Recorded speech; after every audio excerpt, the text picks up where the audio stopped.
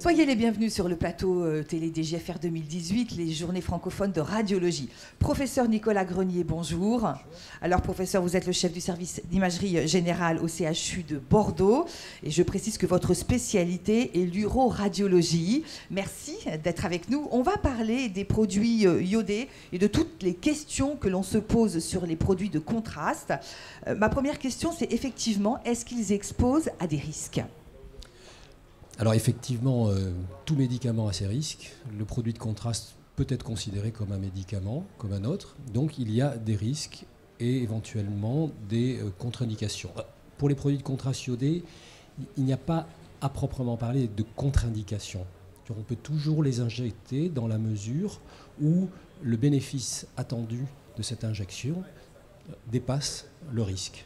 Le tout, c'est d'identifier le risque. Alors justement, professeur, il faut rappeler qu'en général, les produits de contraste sont bien tolérés, mais que pour certains patients, notamment ceux qui présentent une insuffisance rénale, il peut y avoir des problèmes. Voilà, alors ça c'est extrêmement connu, à la fois des professionnels de santé et des patients eux-mêmes. Donc les deux risques principaux, c'est le problème de l'allergie, on ne va pas en parler aujourd'hui, et celui de la toxicité pour le rein, pour la fonction rénale. Alors d'abord une précision, ces produits de contraste n'aggravent absolument pas la fonction rénale chez les patients qui ont des reins qui fonctionnent normalement. Le seul risque, c'est pour les patients qui ont déjà une altération de cette fonction, une maladie rénale, ce qui, en fréquence, augmente beaucoup dans la population générale, du fait de l'augmentation des facteurs de risque, du vieillissement, etc.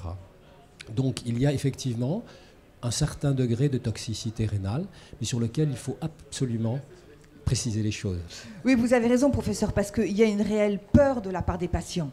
Oui, et des professionnels. Bien sûr. Alors cette peur, elle est basée sur le fait qu'avant les années 2000, nous avions à notre disposition des données qui étaient relativement alarmantes, qui reposaient sur des études qui portaient sur des patients qui étaient très à risque, qui cumulaient les facteurs de risque et qui avaient des examens cardiologiques relativement invasifs.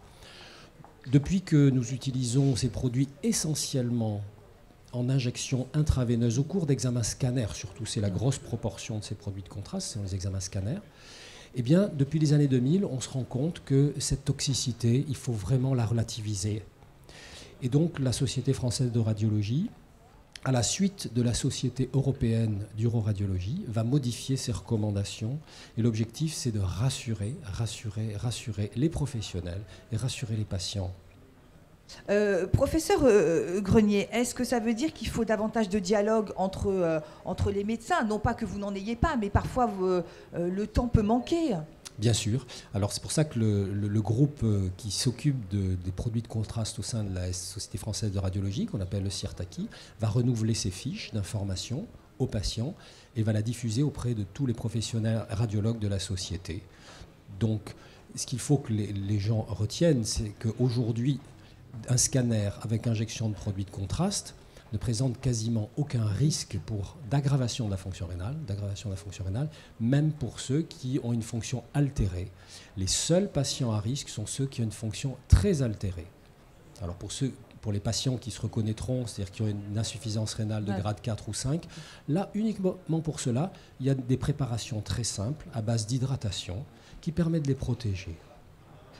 Professeur, il y a des nouveaux produits, je rebondis sur ce que vous disiez tout à l'heure, il y a des nouveaux produits qui améliorent les choses. Absolument. Donc cette amélioration est aussi liée effectivement aux efforts des industriels, des laboratoires production de produits de contraste qui aujourd'hui fournissent des produits dont la tolérance est extrêmement améliorée.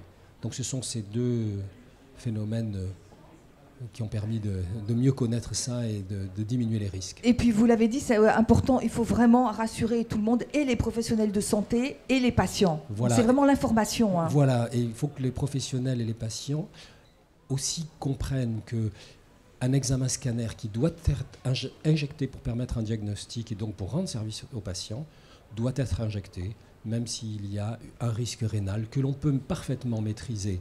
Et aujourd'hui, on voit trop d'examens qui sont réalisés sans injection, alors qu'ils auraient dû être réalisés avec injection, et donc ils ne servent à rien.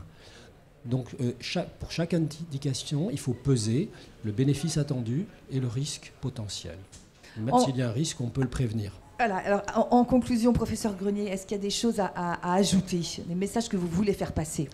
Le message que je veux faire passer, que le groupe, le CIRTACI veut absolument faire passer auprès des professionnels et des patients, c'est qu'aujourd'hui, ce risque rénal, il n'est pas nul, mais il n'est pas du tout celui que nous avons connu il y a plusieurs années, et que ceci maintenant est bien maîtrisé, et l'information va passer auprès des professionnels pour expliquer un petit peu le substratum de l'évolution de ces recommandations. Bon, écoutez, Voilà. Professeur Nicolas Grenier, merci d'être venu sur notre Avec plateau, plaisir. justement pour nous parler de ce sujet et rassurer tout le monde. Merci beaucoup. Merci.